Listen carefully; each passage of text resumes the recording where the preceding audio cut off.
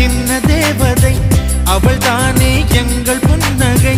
நாள்தோறும் இங்கு பண்டிகை, நம் வானில் வான வேடிக்கை. இதுபோல சொந்தம் தந்ததா இறைவா வான